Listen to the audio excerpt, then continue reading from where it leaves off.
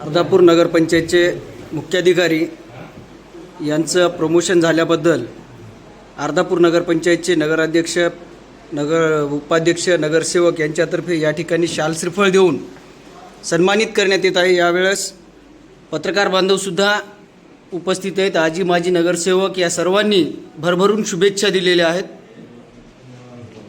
आणि भाग्यशेष वार्ता या यूट्यूब चॅनलच्या वतीने सुद्धा साहेब तुम्हाला व तुमच्या परिवाराला खूप साऱ्या शुभेच्छा व मुस्लिम बांधवांना येणाऱ्या ईद निमित्त सुद्धा खूप साऱ्या शुभेच्छा देतो।